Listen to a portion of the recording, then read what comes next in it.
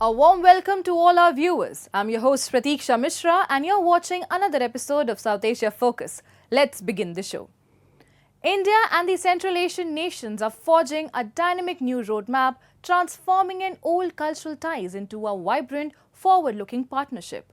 Recently, in the heart of New Delhi, the 4th India-Central Asia Dialogue took place, showcasing deepening trust, shared ambitions and regional unity. Rooted in India's extended neighbourhood vision, this dialogue marks a crucial milestone in redefining India's strategic role at the crossroads of Eurasia.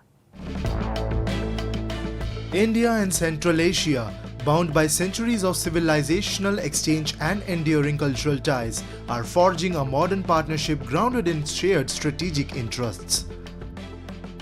That spirit came alive in New Delhi as External Affairs Minister Dr. S. Jaishankar inaugurated the 4th India-Central Asia Dialogue, reaffirming India's steadfast commitment to deepening engagement with this vital region.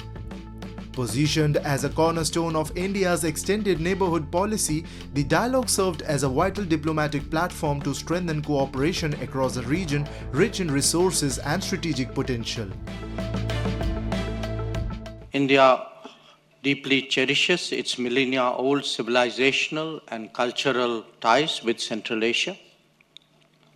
These age-old bonds, forged through trade, exchange of ideas, and people-to-people contacts, have strengthened over time, evolving into a partnership which is defined by shared aspirations, shared opportunities, and common challenges. In a vibrant display of diplomacy and shared vision, Prime Minister Narendra Modi met the foreign ministers of Kazakhstan, Kyrgyz Republic, Tajikistan, Turkmenistan and Uzbekistan following the 4th India-Central Asia Dialogue. With a forward-looking talks, the leaders started a course for deeper collaboration touching on trade, energy, security and cutting-edge technologies. Earlier, the ministers also came together with Indian business leaders at the Indian Central Asia Business Council, strengthening economic bridges and spotlighting trade and investment as key engines of regional growth. This high-level engagement signals more than just diplomacy. It's a step towards a dynamic, interconnected future where India and Central Asia grow together as strategic partners in progress.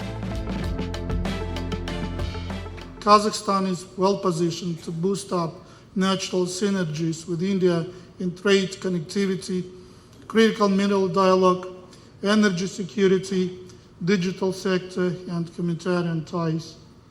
India is currently the fastest growing economic powerhouse, and according to some experts, very soon your country can become the 3rd largest economy of the world. Kazakhstan is ready to be a reliable long-term partner for India in achieving its ambitious goal under the Viksit Bharat program by increasing supplies of strategic energy resources, steel and metals, rare earth minerals, food and agricultural products. India's Central Asia Business Council meet not only showcased strategic alignment but also brought renewed focus to innovation and future-ready collaboration. The foreign ministers emphasized the growing relevance of the India's Central Asia Business Council, urging its expansion into high-impact domains like artificial intelligence, digital technologies, and knowledge exchange platforms, areas where India is fast emerging as a global leader. We attach great importance to the activities of the Central Asia-India Business Council. The experience and framework established under this council must now be actively utilized and expanded. We would like to initiate systematic collaboration in high technologies, artificial intelligence, and explore India's experience in building digital platforms. The joint potential of India and Central Asia countries is not only an opportunity for mutual growth, but also the prospect of establishing a new hub for sustainable development and global power in the 21st century. India and the Central Asian nations are not just revisiting their historical ties, they are reimagining them for a future driven by innovation, connectivity, and shared prosperity. From minerals to markets, from digital platforms to green energy, the contours of this partnership are expanding with ambition and purpose. At the crossroads of geography and strategy, India-Central Asia dialogue marks a pivotal stride in India's growing presence in Eurasia, anchored in mutual trust, cultural kinship, and a collective commitment to shaping a more inclusive, stable, and a prosperous region. India and Australia reinforcing their strategic partnership with defence and regional security taking centre stage. At a high-level meeting in New Delhi, both nations reaffirmed their commitment to counter-terrorism and maritime cooperation. As regional tensions grow, leaders emphasize the importance of a strong, rules-based Indo-Pacific. With plans to expand collaboration across defence, intelligence and industry, the India-Australia alliance is poised to play a pivotal role in shaping regional stability and global security dynamics.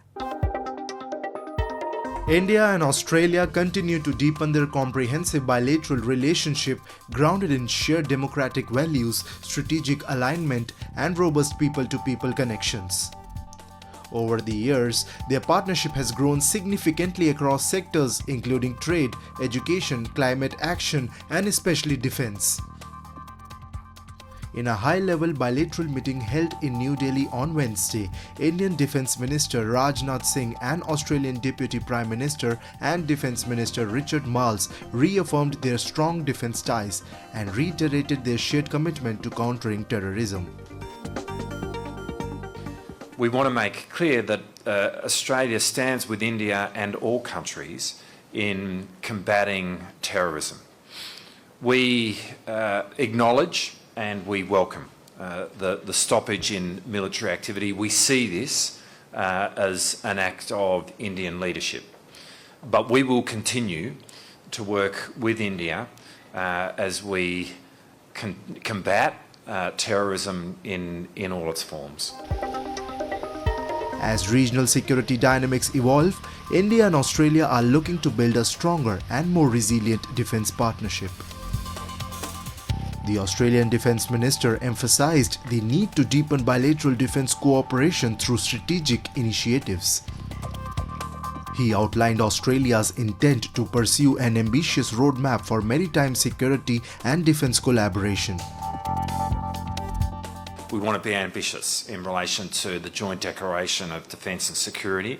We'd like to be ambitious in respect of the Maritime Security and Cooperation Roadmap. We see both of those as being two really critical steps forward in elevating the defence relationship even further, and there's more that we will be able to talk about across a range of areas: defence industry, intelligence sharing, how we are working together within the Indian Ocean region, and we look forward to the conversation today in respect of that.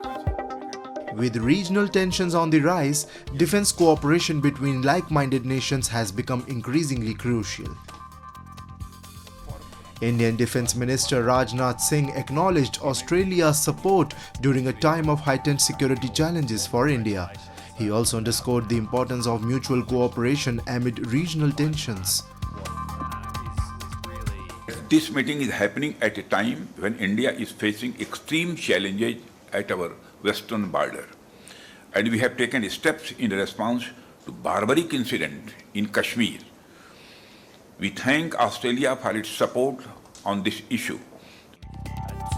The bilateral talks mark another significant step forward in the India-Australia strategic partnership, especially in defence and security cooperation. Both countries continue to emphasize a shared vision for a free, open, and rule-based Indo-Pacific region. Time now for Asia This Week, the stories from across the continent. More than 240 people were killed when an Air India plane bound for London crashed moments after taking off from the city of Ahmedabad on Thursday, in the world's worst aviation disaster in a decade. The Boeing 7878 Dreamliner, with 242 people on board, which was headed for Gatwick Airport south of the British capital, had only one survivor after it crashed onto a medical college hostel during lunch hour.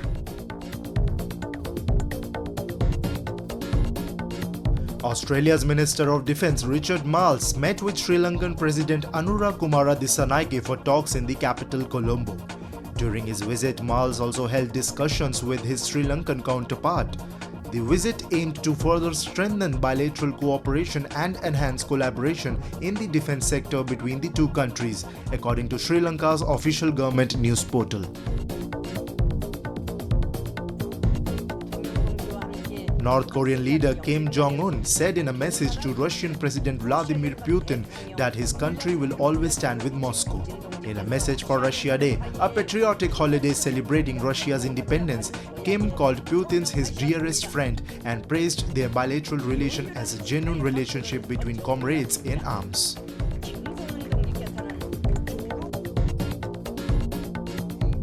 Iran's nuclear chief Mohammad Islami said that the International Atomic Energy report on the country's nuclear program was a blatant lie. The IAEA said last month that Iran carried out secret nuclear activities with material not declared to the UN nuclear watchdog at 3 locations that have long been under investigation. Moving on. Pakistan is once again prioritizing military expenditure over basic needs. In the latest federal budget, the Shehbaz Sharif government has substantially increased defence spending despite soaring inflation, rising debt and millions of people grappling with higher living costs. While the government highlights its military successes, the average Pakistani sees little improvement. Pakistan's latest federal budget has once again revealed the state's skewed priorities. At a time when the nation faces economic turmoil and public hardship, the government has chosen to significantly hike defense spending. In a move that reflects its growing military obsession, the Pakistani government has ramped up defense spending by a staggering 20% for the fiscal year 2025-26.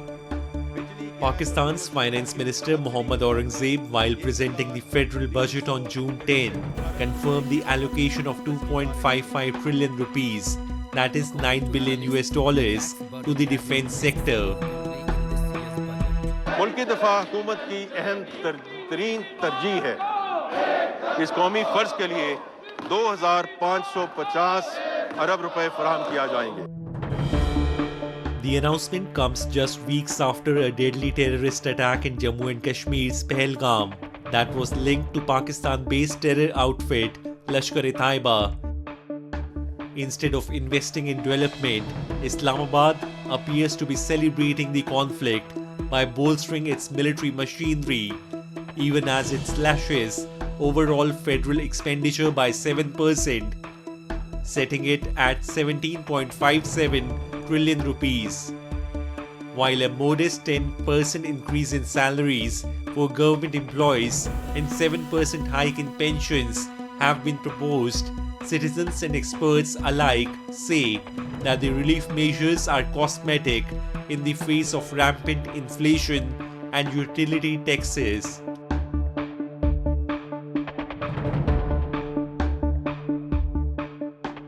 जनाब speaker, अब मैं relief इक़दामात की तरफ आता हूँ। तनख्वाहदार तबके के लिए टैक्स में कमी के साथ साथ हुकूमत ने अपनी माली मुश्किलात के बावजूद सरकारी मुलाजमीन के लिए रिलीफ इक़दामात का फैसला किया है, जिनकी तफसील ये है।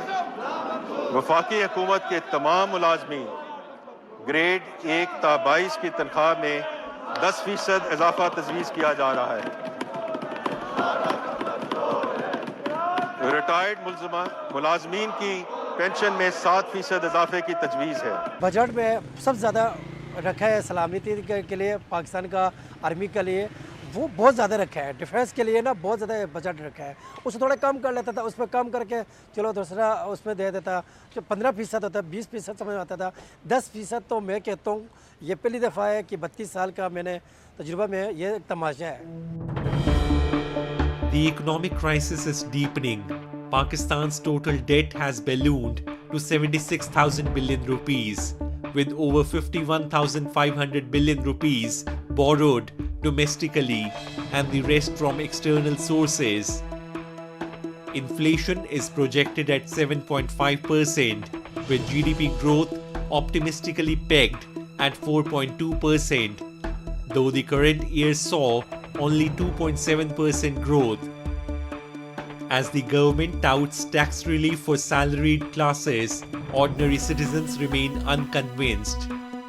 High electricity bills, unchecked inflation, and a tax-heavy system have left many struggling. असल जो है वो केएससी के जो है उसके अंदर जो टैक्स वगैरह आ रहा है तो वो जो है ना मतलब उसकी वजह से जो महंगाई फिर उसी जगह पे खड़ी रह जाती है। तो कंज्यूमर आइटम पे तो कमी हो रही है, लेकिन केएससी के अंदर जो टैक्स लगाए गए हैं, जो केएससी के जो रेट जो बढ़ रहे हैं जो पर यूनिट, तो वो जो सारा जो बेनिफिट था वो वहाँ पे सारा डाइल्यूट हो जाता है और वो जो है असल आवाम तक जो है उसका जो है बेनिफिट नहीं मिल पाता। तो हमारी हुकूमत से रिक्वेस्ट है कि केएससी के अंदर जो टैक्स लगाए जा रहे हैं उसमें कुछ कमी करें और साथ ही साथ जो पर यूनिट जो चार्जेस है, जो रेट है उसका केएससी का, उसको भी कम किया जाए। तो ये है कि आवाम पे काफ़ी इससे रिलीफ मिलेगा। Even business leaders have little hope. Many see the budget as a product of strict International Monetary Fund conditions, one that favors fiscal discipline over public welfare. Critics say the budget fails where it matters most, in boosting exports and stimulating real economic growth. आज का जो budget है वो अवाम दोस्त budget नहीं है। ये आज का जो बजट है ये ताजिर दोस्त बजट नहीं है। इसके अंदर जो क्लॉजेज रखे गए हैं, शिकें रखी गई हैं, जो अब तक जो हमने पढ़ा है वो इतनी हमें मायूसी हुई है, यूँ कह सकता हूँ मैं, क्योंकि इसके अंदर एक्सपोर्ट के लिए कुछ नहीं रखा गया है। जो इस मुल्क में तरक्की की एक ही रास्ता है और वो export. With skyrocketing debt, rising defense costs, and negligible support for struggling households and exporters, Pakistan's latest budget appears more like a political stunt than an economic strategy. While Islamabad continues to play the victim card on global platforms, its real victims remain its own citizens, crushed under policies that prioritize weapons over welfare. As Prime Minister Narendra Modi prepares to attend the G7 summit in Canada, the spotlight is firmly on the future of India-Canada relations. Canadian Prime Minister Mark Carney's diplomatic push signals a possible reset, but domestic protest and long-standing tensions over the Khalistan issue present real hurdles. Still, with India's growing global influence, many believe this is Canada's moment to realign and re-engage. Take a look.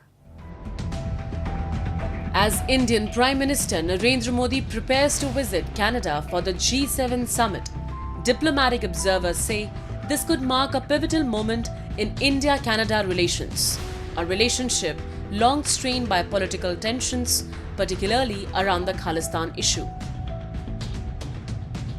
Mark Carney, Canadian Prime Minister, is seen as a key player in the potential reboot of bilateral ties. His forthcoming talks with PM Modi signal renewed interest in expanding trade, strategic dialogue and collaboration. It'll be interesting to hear the conversation and what comes of that meeting between Mark Carney and Modi, to be able to kind of develop some trading relationships, develop some positive outcomes for both countries. And this right now, what we see here in late June, this is the moment. And however this goes is how it's going to dictate the relationship moving forward. If it goes well, India and Canada will come closer together all of a sudden. And it might be a long game for Prime Minister Modi to get everything he wants. And it's going to be a long game for Mark Carney to get everything he wants. But this is going to be the start of that relationship. And if that first meeting goes well, this will be a positive moment for both countries moving forward. Carney's approach toward India signals a shift from cautious diplomacy to strategic engagement. His campaign rhetoric had already indicated a desire to reset Canada-India relations, recognizing India's growing role on the global stage. Now, with India recently surpassing economic milestones to become the world's fourth largest economy, that reset is more urgent and more politically significant. Well, I think Mr. Carney, when he was running during the campaign, he had already said that he wanted to reset Canada-India relations.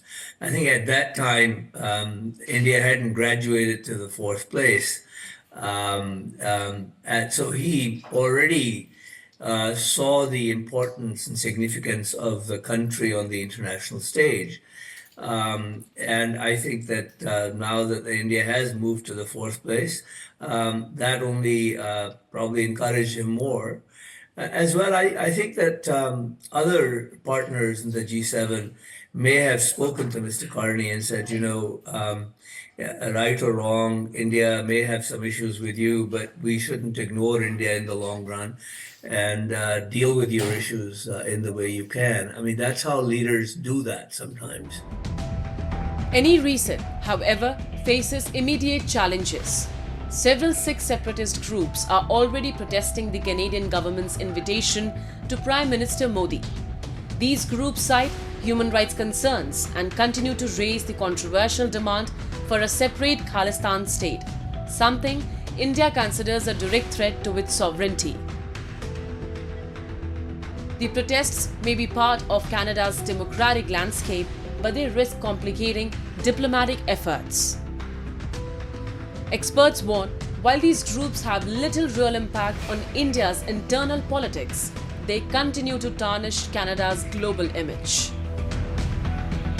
We've already been damaged hugely by these elements, and they continue to do damage to Canada's image in the world. Canada's political parties have allowed these elements to seep into them.